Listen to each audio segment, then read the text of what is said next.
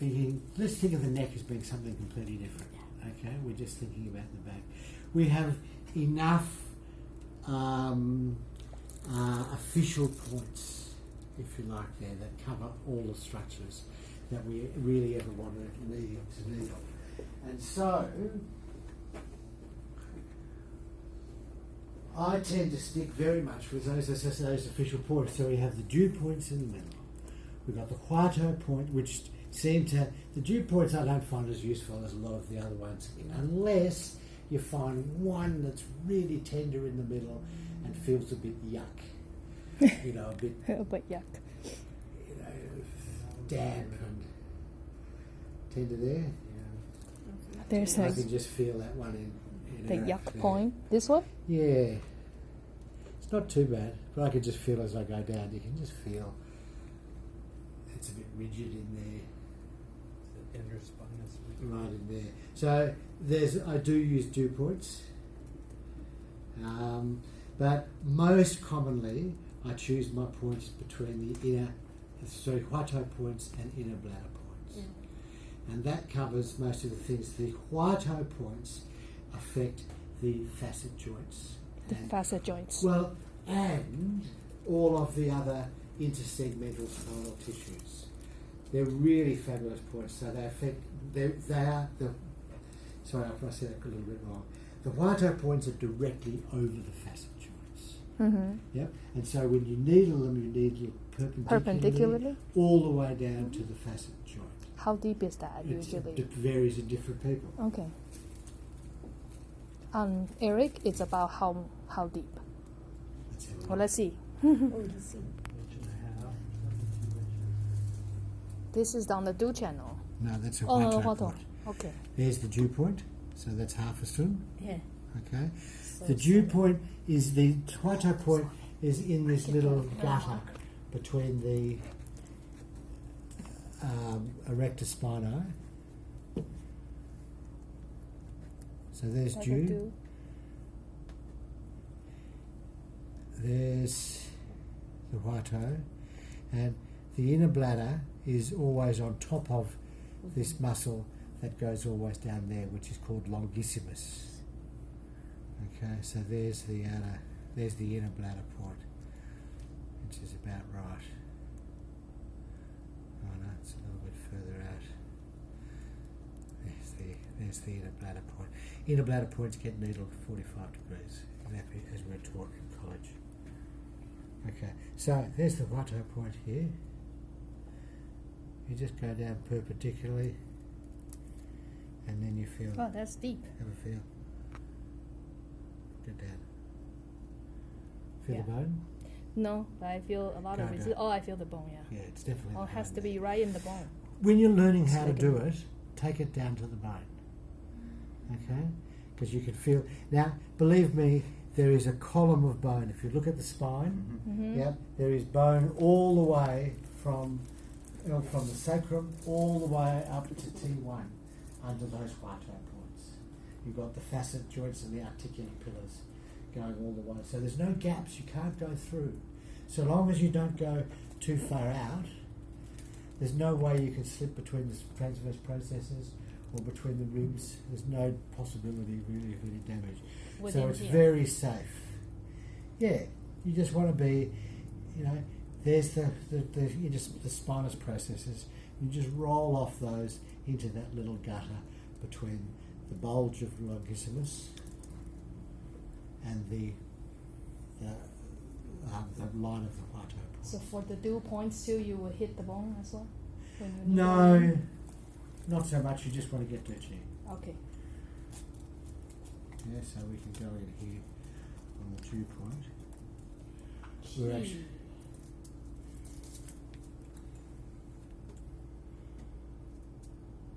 Okay, Eric? Is that a 2 cun needle? 1 cun needle? That's 1.5? 2. Oh, 2 cun. Okay, so I'm between the spinous processes, but I'm not going all the way until they stop. And this one is a perpendicular insertion too?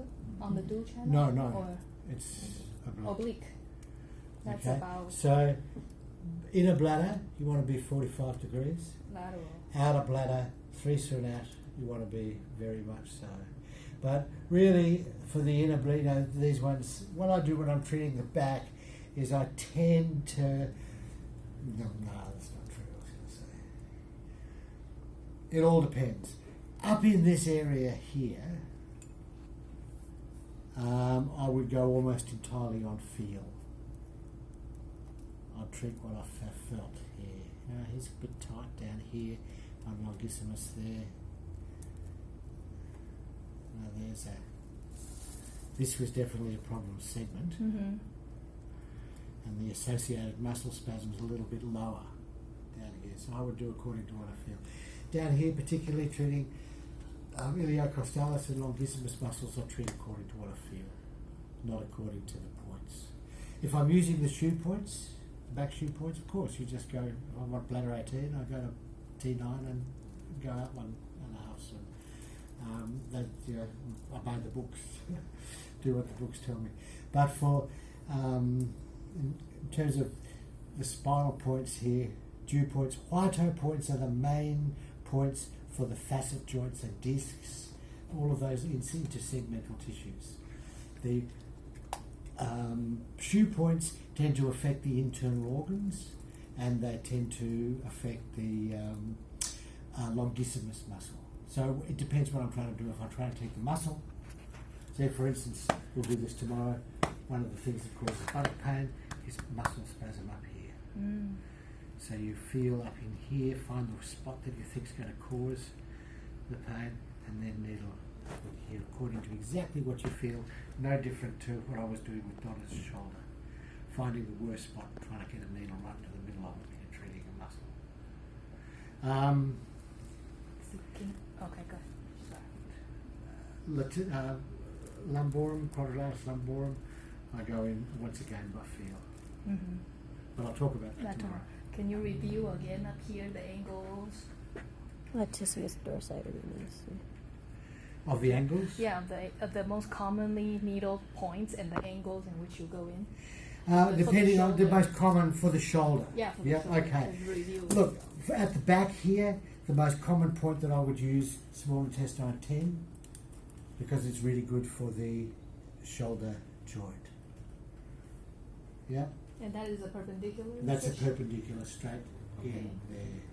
Perpendicular. Then the other common ones that I would use possibly here on the back of the spinal, on the back of the scapula, there, infraspinatus. And with these, it's just a matter of having a feel and going, oh, okay, The right, archie. that's what's there, yeah. Mhm. How do you want to go about getting that? Do you want to go straight in or do you want to go this way? You make it up according to what you feel. So how do you make it up? Which direction? I get in there, I can feel the point, Uh-huh. and I get a sense of what the point is doing. There, okay, there's got some fibres that are going this way, they feel like it. So you always want to cross the fibers. Like Yeah, your it feels tonsil. like this little patch of them. Maybe that's a bit of teres minor. And so I'm going to possibly want to go like this. So But it depends entirely on what you feel. So I would encourage everybody just to, in the safe areas, Mhm. you can make it up. So for example, if his knots are like this, going this way, Yeah, if I Would feel you- a tight band. yeah, needle I'm- this way No, or this what way? I'm going to do is go across here and Uh-huh. find the worst spot So and probably go across okay, across. like that. Okay. Up here, levator scapula. You know, we already did that to a certain extent here when we were doing the. Sorry, Eric. But you feel for that tight band in there, and what you want to do is get in there and get to the heart of it. With a nice good chi. So this is right on the point. You don't go off the point and Well, try to reach no, I did go a little bit off the point. There's the point here. There, that's better. Now I'm thinking about it a bit more. Because that's the way the muscle goes, like this. So I'm Mhm. going across the across. fibers. So the Okay? point is here. Yeah. So, you know, supraspinatus, there's small intestine 12 is Australian. We talked about before. Large intestine 16, we can go underneath the acromion. Large Mhm. intestine 15, perpendicular. Skin. Yeah, it all depends on what you want to do. So, roll over onto your back. Might want to wait on that. You right? Thank you. Change tape. Okay. Okay. Roll over onto your back. Everything's out? Yeah, everything's out. Just have a feel whether that's not like that release to get the shoulder. So just move your. What you got? I mean, it feels. It's good, right? I mean, it feels better. It's definitely improved than what it was originally. What's your main shoulder problem? We haven't actually. I think I had frozen shoulder. It's in the thawing stage. I think that's my thing. We had you up here somewhere, didn't we? Near the beginning. I think second page. Yeah, there it is. So we had left and right, didn't we? Both shoulders there. But it's your left one that feels the worst. Is that Yeah. right?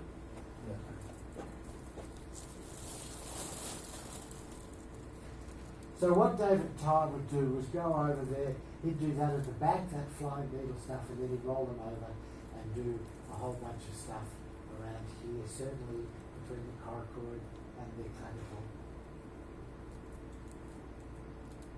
Down in here into the shoulder joint, across the front of the shoulder. We would do all of these.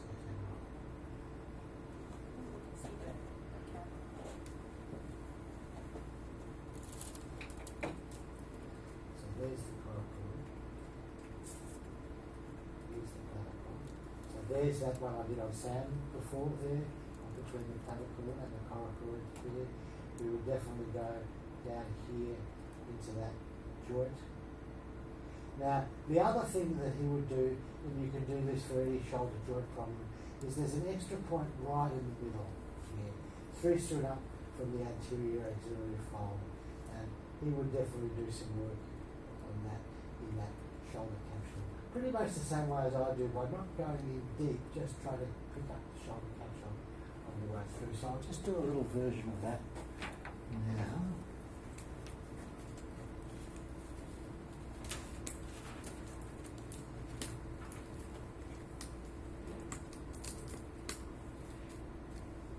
Oh, get this thing off. It's making a mess of my hands here. Thanks. Okay, so there's the shoulder joint, there's the ones that we've never done before, but now we're just going to come out here and look at them.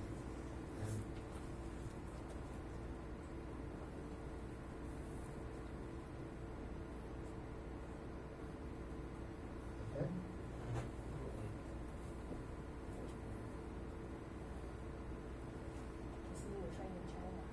Uh-huh. So you can get a yes, it's more, definitely more Chinese.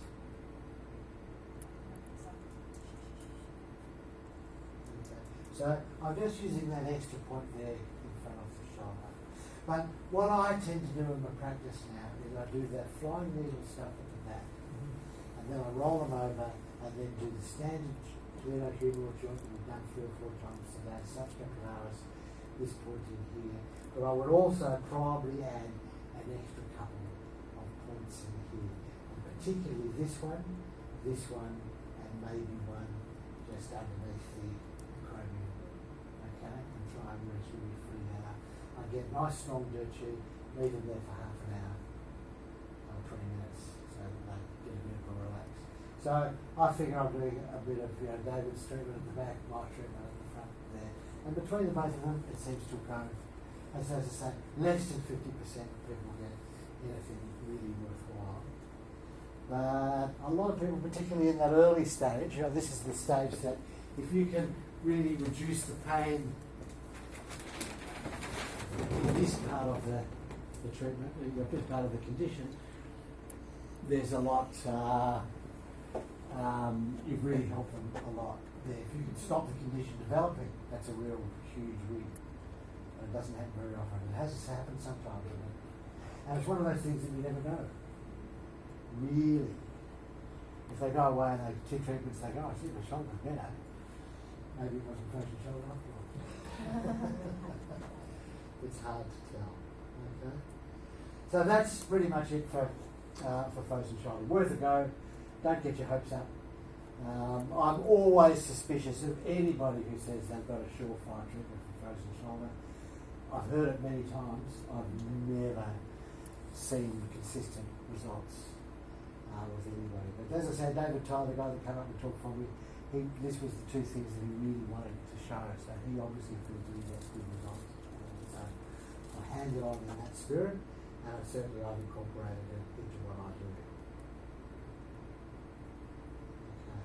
So any last questions from either you guys or the floor, or those of you out in internet land?